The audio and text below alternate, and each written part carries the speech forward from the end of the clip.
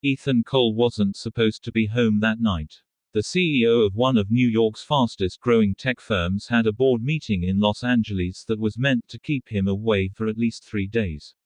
But after a flight delay, a sudden exhaustion of city lights, and a gnawing sense that something was missing, he decided to take the red-eye home. He arrived at his penthouse just past midnight. The elevator hummed softly as it rose to the 45th floor, his mind still swirling with spreadsheets, contracts, and profit margins. The doors slid open to the quiet of his marble-floored hallway. But then, he heard laughter. Not the kind of laughter that echoed through corporate dinners or champagne parties. This was soft, pure, almost musical. It came from the kitchen. Ethan's pulse quickened. He lived alone. His housekeeper came during the day. Security was tight. Who could possibly be there? He walked silently toward the sound, each step echoing in the silence. When he reached the kitchen doorway, he froze. There, sitting around his dining table, were 3 strangers, his housekeeper's teenage son, a frail elderly woman, and a man in a delivery uniform with mud on his shoes. They were eating his food, his silverware, in his house. The housekeeper, Maria, stood by the counter, eyes wide with horror when she saw him. "Mr. Cole. I can explain," she stammered, her hands trembling. Ethan didn't say a word. He just stared at him, at the boy hunched over a steaming bowl of soup, at the old woman's trembling hands as she lifted a spoon, at the delivery man quietly folding his cap in his lap. Finally, Maria spoke. "Their building caught fire this evening. They had nowhere to go. My cousin," she gestured toward the delivery man, "found him outside, cold and hungry. I couldn't leave them. I thought you'd be gone till Monday." Ethan looked around.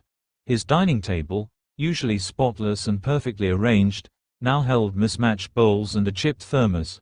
The air smelled of soup, simple, homemade, real. For a moment, something in him softened. But years of wealth had built walls higher than his penthouse windows. "Maria," he said slowly, "you know you can't bring strangers into my home." Her eyes filled with tears. "I know, sir. But they had nowhere to go. The shelters were full. I just wanted them to eat and rest for a while. Please forgive me. I'll clean everything and leave if you want."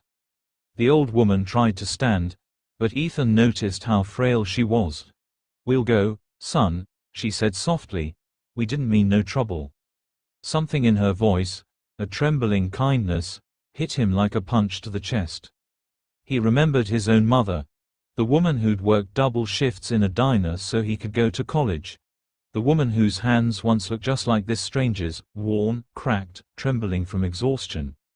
Before he realized what he was doing, Ethan walked over to the table. He picked up the empty soup pot. "There's still some in the fridge?" he asked quietly. Maria nodded, stunned. He ladled more soup into the old woman's bowl and smiled faintly. "Then nobody's going anywhere until they've eaten properly." The room went silent. Then the boy, barely 14, looked up at him and whispered, "Thank you, sir." Ethan sat down with them. For the first time in years, he didn't feel like a CEO or a millionaire. He felt like a man sitting down to dinner, with people who needed him, and maybe, people he needed too. They talked for hours. About small towns, lost jobs, and dreams that life had quietly stolen away. The delivery man shared stories about his late wife, the old woman about her garden that burned down in the fire, and Maria about her son's dream to be an engineer someday. Ethan listened, really listened.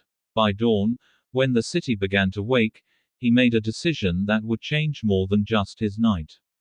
He called his lawyer, arranged a temporary home for the old woman, hired the delivery man at his company's warehouse, and offered to pay for Maria's son's education. Maria wept openly. The old woman clasped his hand and whispered, "You came home early for a reason, son." As the sun rose over the skyline, Ethan stood by the window, watching the light spill across the city. For once, the numbers didn't matter. The deals, the deadlines, the endless race, they all faded into the quiet hum of something far more powerful. He'd come home early, searching for peace. What he found was purpose.